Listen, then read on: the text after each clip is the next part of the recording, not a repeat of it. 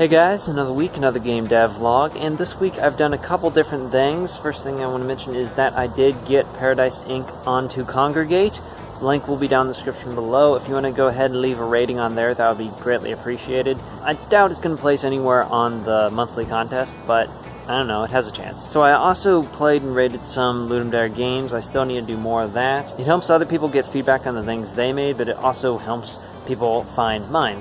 Other than those couple things, I've been working on some things with porting Frost 2D to TypeScript. It's getting there. I've got a lot of the rendering code in. There's still a lot of stuff to do with input, especially mouse input, and then just some miscellaneous stuff here and there.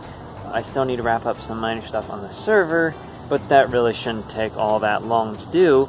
So will I have the tech demo done by the end of the month?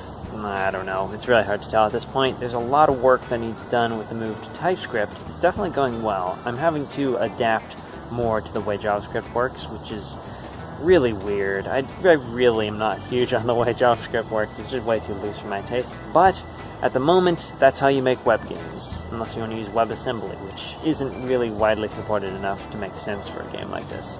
Anyway, the other main thing that I've been doing this week has been continued work on some stuff with Rotate. I'm finishing up work with the one place that was doing a non-exclusive license of the game, but they also pointed out some issues they were having when they were testing Internet Explorer. I was aware that there was some quirkiness with the audio in Internet Explorer. Oftentimes some of the clips in the AI's voice get delayed. Internet Explorer is not good at audio, it would seem. But anyway, the problem that they noticed was that on their computer running Internet Explorer, the game would barely even run. It was basically freezing and not accepting input, but when I removed the audio and had them test that, everything worked perfectly fine. So I've made a fix that I'm going to be releasing tomorrow morning, and basically what it does is in Internet Explorer, the audio defaults to muted, and then when you go to unmute either the music or the sound effects, it gives a little warning on the screen saying audio is often problematic in Internet Explorer, and when you confirm that, it just plays as usual. Now there are a couple things that are different in why this one actually took a couple hours to implement that stuff. It's because, well, first of all, in Internet Explorer, I went ahead and just disabled any fading, because that was especially problematic, and it's not super necessary, so it made sense to just go. And then the more complicated stuff was that the muting and unmuting actually works differently in Internet Explorer now. Basically, what it did previously is just like when you're watching a video like you are right now, if you were to mute this video while the video is still playing, it's just you can't hear it. It's essentially like dropping the volume all the way. Well, that's what it was doing, so it wouldn't make any difference if you mute the sounds in Internet Explorer. That wouldn't fix anything. So what I actually am doing when you go to mute the sounds is I'm actually stopping any sounds, but then when you unmute, it checks if it's supposed to be playing the music, then it plays that. So it's a little bit tricky, but it works, I think.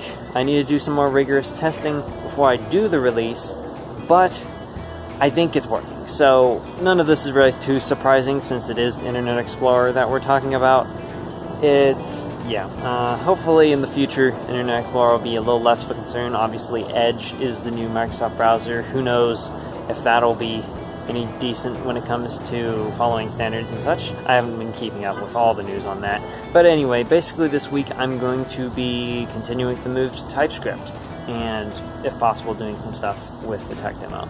So yeah, I guess that is going to have it for today. As always, I do want to thank my contributors over on Patreon. If you want to check out my Patreon page for yourself, the link is down in the description below. But yeah, I'll see you around. Goodbye.